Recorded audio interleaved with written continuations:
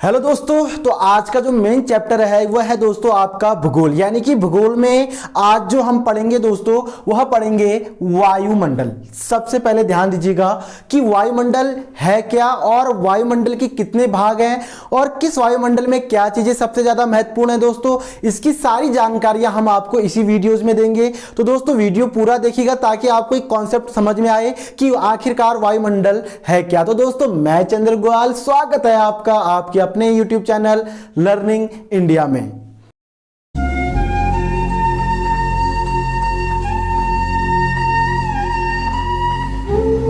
तो दोस्तों देखिएगा, सबसे पहले अगर हम बात करें यहां पे वायुमंडल की कि वायुमंडल है क्या। वायुमंडल को तीन स्थल में बांटा गया है। सबसे पहले ध्यान दीजिएगा, एक है दोस्तों आपका वायुमंडल। ध्यान दीजिएगा, इस टाइप से अगर आप इसको कन्वर्ट रूप से बनाओगे तो ये स्थिति आपके लिए काफी इंपॉर्टेंट रहती है। एक होता है दोस्तों आपका वायुमंडल और एक होता है दोस्तों आपका स्थल मंडल और उसके बाद होता है दोस्तों एक आपका जलमंडल। ध्यान दीजिएगा, एक है आपका स्थल मंडल, वायुमंडल और जलमंडल। ये तीनों मंडल मिलाकर दोस्तों जो मंडल बनता है उसी को हम लोग क्या बोलते हैं दोस्तों, तो उसी को बोलते हैं हम यहाँ पे जैव मंडल। तो ये पॉइंट आप ध्यान दीजिएगा, पहला आ गया आपका स्थल मंडल, वायुमंडल, फिर जलमंडल। इन तीन के भाग की जो स्थिति होती है, बीच वाली स्थिति, इसी को हम लोग क्या बोलते हैं दोस्तों, इसी को बोलते हैं जैव मंडल। सबसे पहले अगर मैं बात करूं यहां पे पृथ्वी की, ध्यान दीजिएगा, अगर मैं पृथ्वी की बात करूं तो पृथ्वी में जो सबसे अधिक जो गैस पाई जाती है दोस्तों वो है आपका कौन सा, नाइट्रोजन। ध्यान दीजिएगा, नाइट्रोजन सबसे अधिक मात्रा में पाई जाती है और पृथ्वी में लगभग जो सबसे अधिक मात्रा में पाई जाती है दोस्तों ये क्या आपका नाइट्रोजन। ये आपके एग्जाम में पूछा भी जाता है कि नाइट्रोजन की जो मात्रा है पृथ्वी में वह कितनी परसेंट है। तो दोस्तों यह है आपकी कितनी, 78.08%। ध्यान दीजिएगा, 78.08% आपका नाइट्रोजन है। और ये नाइट्रोजन का जो सबसे ज्यादा प्रयोग करता है दोस्तों, यह कौन करते हैं, हमारे पौधे करते हैं। ध्यान दीजिएगा कि पौधे सबसे अधिक नाइट्रोजन का ही क्या करते हैं दोस्तों, प्रयोग करते हैं। उसके बाद है दोस्तों ऑक्सीजन। ध्यान दीजिएगा, ऑक्सीजन भी काफी महत्वपूर्ण है और ऑक्सीजन लगभग पूरी पृथ्वी की अगर मैं बात करूं तो वह है दोस्तों आपका कितना, 20.93%। ध्यान दीजिएगा, 20.93% हमारे पूरे पृथ्वी में क्या है दोस्तों, ऑक्सीजन है। ध्यान दीजिएगा, उसके बाद है दोस्तों आपका ऑर्गन। ध्यान दीजिएगा, ऑर्गन है दोस्तों आपका 0.93%, यानी कि यहां पे 20% है और अगर हम ये 20% को यहां पे हटा दें तो 93% जो बचेगा आपका वह क्या है दोस्तों, हमारा ऑर्गन है। ये भी काफी महत्वपूर्ण है। उसके बाद है दोस्तों आपका CO2 यानी कि कार्बन डाइऑक्साइड। यानी कि कार्बन डाइऑक्साइड जो गैस है दोस्तों वो हमारे पृथ्वी में लगभग 0.03% के बराबर है। तो दोस्तों ये तो एक हमारी गैस के प्रकार है कि हमारे पृथ्वी में किस टाइप से गैस पाए जाते हैं। ये पॉइंट आप लोग के लिए एग्जाम से काफी इंपॉर्टेंट है कि सबसे ज्यादा नाइट्रोजन 70। अगर आपसे पॉइंट ना पूछा जाए तो आप लोग इसको इतना ही याद कर सकते हैं कि नाइट्रोजन कितना है तो आप कह सकते हैं 78%, या फिर आपसे ऑक्सीजन पूछे तो वहां पे कहोगे दोस्तों मात्र 20%। तो इसलिए आपको ये पॉइंट आप लोग को याद करना बहुत ज्यादा महत्वपूर्ण है दोस्तों। ये तो था दोस्तों एक एग्जाम से रिलेटिव जो मैंने आपको पॉइंट बताया। अब हम बात करें यहां पे वायुमंडल को, तो वायुमंडल को 5 भागों में बांटा गया है। ध्यान दीजिएगा, वायुमंडलों को 5 भागों में बांटा गया है। एक है दोस्तों सबसे जो निचला भाग है वह है दोस्तों क्षोभ मंडल। ध्यान दीजिएगा, जो सबसे निचला भाग है हमारे, यानी कि जो धरती से समीप है दोस्तों, ये जो धरती के समीप रहता है वह है दोस्तों आपका क्षोभ मंडल। उसके बाद है दोस्तों आपका समताप मंडल और उसके बाद है दोस्तों आपका मध्य मंडल, इसको हम ओजोन मंडल भी कहते हैं। ध्यान दीजिएगा, बीच का जो मंडल है उसको ओजोन मंडल या फिर आप इसको मध्य मंडल के भी नाम से क्लियर कर सकते हैं दोस्तों। उसके बाद है दोस्तों आपका आयन मंडल और लास्ट जो मंडल है दोस्तों यह है आपका बाह्य मंडल। ध्यान दीजिएगा, बाह्य मंडल। अब आप लोग कहोगे कि सर हम इसको याद कैसे करें और इसकी कॉन्सेप्ट कैसे क्लियर करें। देखिएगा दोस्तों, मैंने यहाँ पे काफी महत्वपूर्ण ट्रिक भी ला रखा है और काफी महत्वपूर्ण भी फैक्ट आपको मैं बताऊंगा कि आपको इसको याद कैसे करना है। देखिएगा, सबसे पहले अगर मैं बात करूं वायुमंडल की, तो वायुमंडल में ज्यादा आपको पढ़ने की आवश्यकता नहीं है। सबसे इंपॉर्टेंट है आपका, एक है आपका क्षोभ मंडल और दूसरा है दोस्तों आपका समताप मंडल। ये दो मंडल ऐसे हैं जहां पे आपको 2 से 4 पॉइंट पढ़ने होते हैं, जो आप लोग के लिए काफी महत्वपूर्ण होता है। तो दोस्तों अब हम बात करेंगे यहां पे क्षोभ मंडल की, यानी कि जो हमारे धरती के समीप है और जो धरती के कन्वर्ट में रहता है दोस्तों, उसी को हम लोग यहां पे क्या बोलते हैं, क्षोभ मंडल। ये क्लियर करना आपने कि क्षोभ मंडल के अंतर्गत हमने कितने पॉइंट पढ़ ले, लगभग 3 से 4 पॉइंट इसमें पढ़ ले, 3 से 4 पॉइंट समताप मंडल में पढ़ ले, इसमें लगभग 2 पॉइंट या 1 पॉइंट मान के चलेगा। इतने में से आपका पूरा वायुमंडल क्या हो जाएगा दोस्तों, क्लियर हो जाएगा। वीडियो पूरा देखिएगा। अगर वीडियो पसंद आ रहा है तो दोस्तों वीडियो को लाइक करना बिल्कुल भी ना भूलिएगा, और चैनल से हमारे जुड़ने के लिए जल्दी से चैनल को सब्सक्राइब कीजिएगा, ताकि ऐसी वीडियोज में आपको यहाँ पे कंटिन्यू प्रोवाइड करा सकूं। दोस्तों मैं यहाँ पे हर अलग अलग टाइप से आपको वीडियो प्रोवाइड कराता हूं, ताकि आपके एग्जाम में कोई भी दिक्कतें ना हो। और इंपॉर्टेंट, जैसे अगर आप स्टेट पीसीएस की तैयारी कर रहे हैं, या ईटीसी आप सेंट्रल गवर्नमेंट यानी कि यूपीसी की अगर आप तैयारी करते हैं, या फिर सिंपल आप एसएससी की तैयारी या ग्रुप सी के किसी भी एग्जाम की अगर आप तैयारी करते हैं, तो ये पॉइंट भी आप लोगों के लिए काफी महत्वपूर्ण रहने वाला है, जो मैं अभी आपको यहां पे क्लियर कराऊंगा। तो देखिएगा दोस्तों, सबसे पहले क्षोभ मंडल ध्यान दीजिएगा 8 से 18 किलोमीटर की ऊंचाई में पाई जाती है। पहला पॉइंट क्लियर कीजिएगा, 8 से 18 किलोमीटर की ऊंचाई में यह पाई जाती है दोस्तों। और यह कन्वर्ट रूप से क्लियर करना है, जब इसकी ऊंचाई बढ़ती है तो इसका तापमान घटता है। ध्यान दीजिएगा, जब क्षोभ मंडल में जब इसकी ऊंचाई में हम जाते रहते हैं तो इसका तापमान घटते रहता है। जैसे कि आपको पता होगा दोस्तों, जब हम पहाड़ी एरिया में चढ़ते हैं, यानी कि जब हम पहाड़ी एरिया में चढ़ते रहते हैं दोस्तों, तो वहां पे हमको ठंड महसूस होता है या फिर ज्यादा अत्यधिक ठंड होता है। तो इसका रीजन है दोस्तों आपका क्या, क्षोभ मंडल, यानी कि जितनी हम ऊंचाई में जाएंगे उतना ही तापमान इसका कम होते रहता है। और ध्यान दीजिएगा दोस्तों, क्षोभ मंडल में जो मैं आपको यहां पे बता रहा हूं कि ध्रुवी, ध्यान दीजिएगा, सबसे पहले यहां पे क्लियर कराते हैं, ध्रुवी में इसकी जो ऊंचाई होती है वो कम होती है। ध्यान दीजिएगा, ध्रुवी में इसकी ऊंचाई कम होती है, और भू में ध्यान दीजिएगा, जो भूमंडल है इसका या विषुवत रेखा है दोस्तों, उसमें इसकी ऊंचाई क्या होती है, अधिक होती है। पॉइंट क्लियर करना है, यानी कि जो इसका जो ध्रुव अवस्था यानी कि जो ध्रुव है दोस्तों, उसमें इसकी ऊंचाई कम होती है, और विषुवत रेखा में इसकी ऊंचाई हमेशा क्या होती है दोस्तों, अधिक होती है। ये पॉइंट आपने क्लियर करना है। उसके बाद इसमें सबसे अधिक भारी गैस पाया जाता है दोस्तों। ध्यान दीजिएगा, क्षोभ मंडल में सबसे अत्यधिक भारी गैस पाया जाता है। जैसे आपको मैं बता दूं, CO2 यानी कि कार्बन डाइऑक्साइड एकमात्र ऐसा गैस है जो सिर्फ क्षोभ मंडल में ही पाई जाती है। पॉइंट क्लियर कीजिएगा, कार्बन डाइऑक्साइड एकमात्र ऐसी गैस है जो सिर्फ कहां पाई जाती है, आपके क्षोभ मंडल में पाई जाती है। यानी कि आप ये कह सकते हैं कि 8 से 18 किलोमीटर की ऊंचाई में यह गैस हमको मतलब मिलती है, या इसको क्या कहते हैं, मतलब इसकी जो क्षमता होती है वो लगभग आपके 18 किलोमीटर के बीच में होती है। तो ये पॉइंट आपने क्लियर करना है।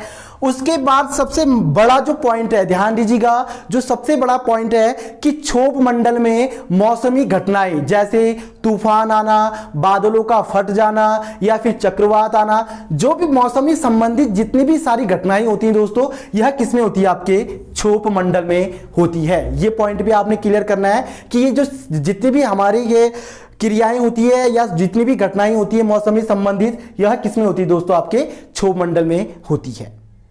ये पॉइंट आपने क्लियर किया होगा।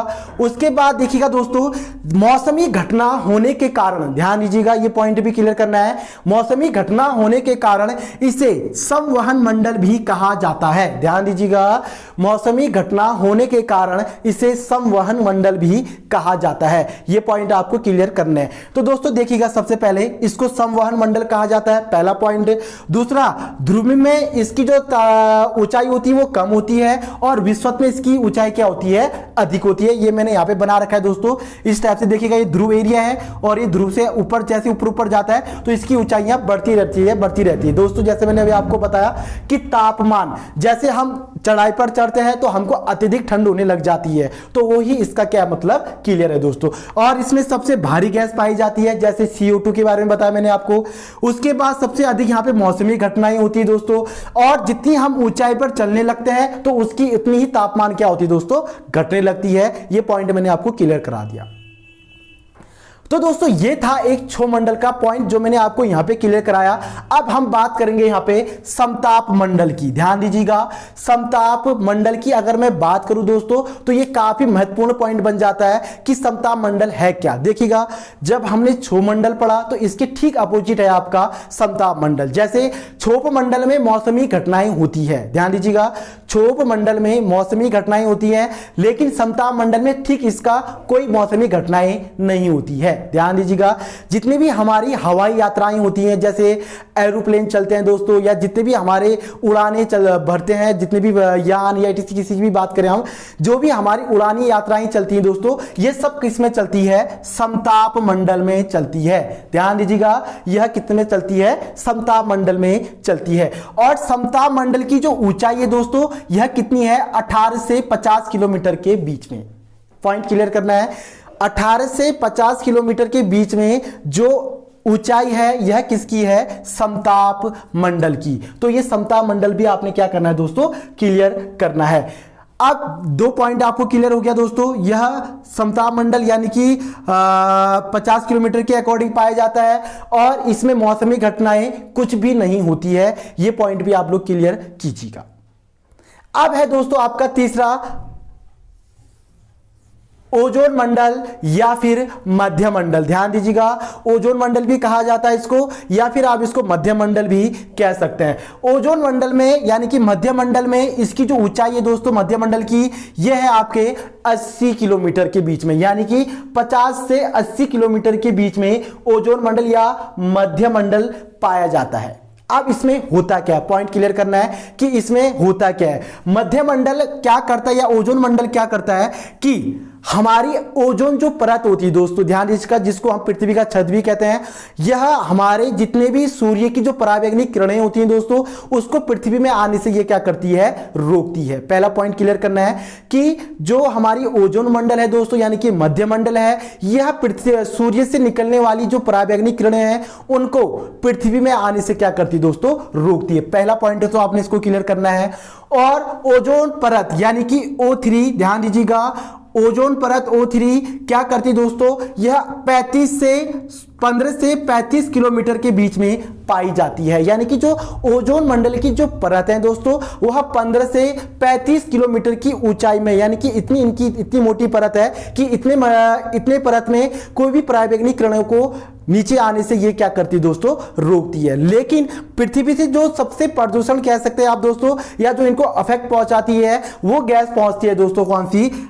CFC यानी कि क्लोरोफ्लोरोकार्बन। ध्यान दीजिएगा, CFC जो गैसेस होती है दोस्तों, यह हमारे ओजोन परत को क्या करती है? नुकसान पहुंचाती है। तो ये एक पॉइंट काफी आप लोग के लिए इंपॉर्टेंट है। ये आपके एग्जाम में बार बार पूछा भी जाता है कि CFC का काम क्या होता है या इसका कारण क्या है दोस्तों। और ये हमारे जितने भी फ्रिजरेटर है दोस्तों, जितने भी फ्रीज के अकॉर्डिंग जो गैसेस निकलती हैं या टीवी से जो गैसेस निकलती हैं दोस्तों, उन्हीं में से निकलती है CFC। और ये CFC क्या करती है दोस्तों? हमारे ओजोन परत को क्या करती है? नुकसान पहुंचाती है। इसको संरक्षण करने के लिए, ध्यान दीजिएगा, ओजोन परत को संरक्षण करने के लिए 16 सितंबर को हर साल ओजोन परत दिवस बनाया जाता है। ध्यान दीजिएगा, ओजोन परत संरक्षण दिवस कब बनाया जाता है दोस्तों? तो यह बनाया जाता है आपका कब? 16 सितंबर को। तो ये भी एक इंपॉर्टेंट पॉइंट है जो आप लोगों को याद करना है दोस्तों, और इसी पॉइंट से आपके काफी महत्वपूर्ण पॉइंट भी बनेंगे। तो ये था दोस्तों आपका क्या? मध्य मंडल या फिर आप कह सकते हो ओजोन मंडल।